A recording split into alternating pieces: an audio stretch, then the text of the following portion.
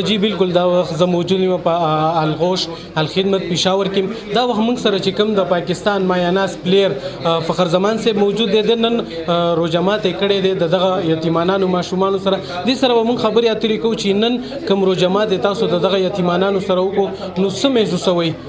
فخر زمان صاحب ډېره مهرباني د ټیم راکولو. دا راته ووایئ چې نن هم روژه ماتې د دغه ماشومانو سره وکړو څه محسوسوئ؟ جي ګوره ډېر ښه محسوسېږي. دا ډېر سپیشل خلک دی او د دې سره چې ټایم تیر شي نو هغه ډېر یادګار یې. زما د ډېرې پیرې هغو سنټر ته ما وزټ کړی دی او دلته چې راشي د انسان روح خوشحاله شي. نو زه هم ډېر خوشحاله یم چې دې سره ما روژه ماتې وکړو او دا ډېر زیات سپیشل او باهمت ماشومان دي او د دې سره چې ټایم څونه هم تېر کړي دا کم لګي.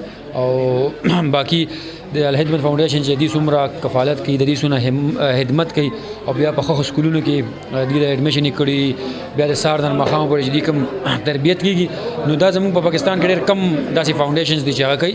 نو دا د الخدمت فاونډیشن یو ډېره غټه خبره ده او زه په دې خوشحاله یم چې زه هم د دې حصه یم. فخر زمان صاحب دا راته ووایئ چې ډېر لکه پلیئرز دي مختلف سیاستدانان دي یا داسې کسان آیډیل کسان هغه هم څه میسج هغې ته ورکوئ چې دغه ماشومانو سره مرسته وکړي؟ ګوره زموږ چې څونه که پلیئرز دي که سیاستدانان دي هغې ټول په خپل لیمټس کې داسې کوي. څوک په میډیا راتلل غواړي څوک نه غواړي خو د هغې نه علاوه چې څوک نه کوي هغې ته زما دا ریکویسټ دی چې تاسو اسپیشلی الخدمت فاونډیشن سپورټ کې او که دا نه څونه نورې ادارې دي او هغه دغه شان نیک کارونه کوي نو هغې سپورټ کوي. ډېره مهرباني. زما نوم زید دی. زه د پېښور سره تعلق ساتم او د کلاس 10 طالب علم یم او د غوش پېښور طالب علم یم.